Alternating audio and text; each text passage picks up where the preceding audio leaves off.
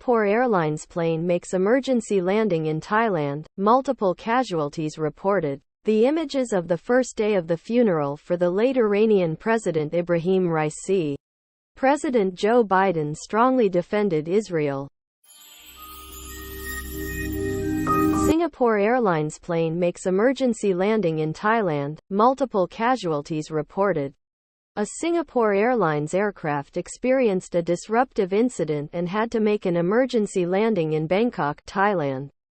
The incident resulted in one fatality and dozens injured. The incident occurred on the evening of May 21 when a flight carrying 211 passengers and 18 crew members took off from Heathrow Airport in London, UK, bound for Singapore. Due to the disruptive incident, the Boeing 777-300ER was forced to divert and make an emergency landing at Suvarnabhumi International Airport in the capital city of Bangkok at 3:45 p.m. local time. We can confirm one fatality and over 30 injured on the Boeing 777-300ER. Thai PBS World quoted a statement from Singapore Airlines on May 21. Singapore Airlines also extended its deepest condolences to the family of the deceased. At the time of the incident and diversion, the Boeing 777-300ER was approximately 1.5 hours away from its intended landing airport, Changi in Singapore. Our current priority is to provide all possible assistance to all passengers and crew on board. The airline is working with local authorities in Thailand to provide medical assistance and is sending a support team to Bangkok to provide further assistance, clarified the statement from Singapore. Malay Mail cited records from the Aviation Safety Network indicating that Singapore Airlines has experienced 7 accidents to date. The most recent fatal incident involving Singapore Airlines occurred in October 2000 when an aircraft crashed during takeoff in Taiwan, China, resulting in 83 fatalities. The images of the first day of the funeral for the late Iranian President Ebrahim Raisi. The funeral ceremony for Iranian President Ebrahim Raisi took place on the morning of May 21, less than 48 hours after the helicopter carrying him crashed into a mountainside in the northwest of the country. The funeral of the late Iranian President Ebrahim Raisi was divided into several parts.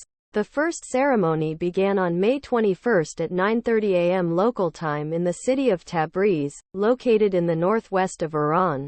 Thousands of mourners packed the streets of Tabriz to pay their respects to Raisi. Some carried portraits of the late Iranian president, while many others held Palestinian flags.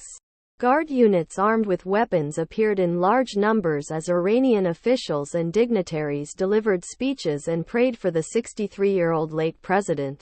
Subsequently, the crowd made way for a white hearse carrying the coffin of Raisi and Foreign Minister Hossein Amir Abdollahian along with 7 high-ranking officials who perished in the helicopter crash. On the vehicle were placed images of the deceased individuals, adorned with white flowers. The Daily Mail described mourners running alongside the vehicle to show their respect. Some reached out, attempting to touch the coffin, but were pushed back by stern-faced guards. According to CNN, Iranian Vice President Mohsen Mansouri stated that the funeral of President Raisi on May 21 began with prayers and a procession in Tabriz, the largest city in the mountainous region of northwest Iran where the helicopter crashed. At the end of May 21, the coffins of President Raisi and the deceased officials were transported to the holy city of Qom, a Shiite pilgrimage site and a center for training clergy in Iran. Subsequently, the coffins of President Raisi and the officials will be taken to the capital city of Tehran. Large ceremonies will be held at the Mosalla Mosque in Tehran on May 22. Vice President Mansouri has issued a notice for a national holiday and the closure of offices nationwide on this day.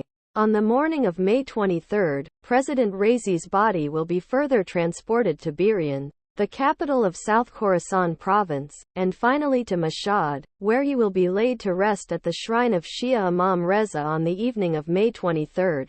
Supreme Leader of Iran Ayatollah Khamenei will preside over the funeral prayers during the official funeral ceremony. President Joe Biden strongly defended Israel, saying Israel forces are not committing genocide in their military campaign against Hamas militants in Gara in a rejection of criticism from. Contrary to allegations against Israel made by the International Court of Justice, what's happening is not genocide. We reject that. We will always stand with Israel and the threats against its security. Washington, expressing his hope that America would be a nation of religious freedom. Holocaust is still fresh and ongoing. We stand with Israel to take out Sinwar and the rest of the butchers of Hamas. We want Hamas defeated. We'll work with Israel to make that happen. And consistent with Jewish values of compassion, kindness, and dignity in human life, my team also is providing critical humanitarian assistance to help innocent Palestinian civilians who are suffering greatly because of the war Hamas has unleashed.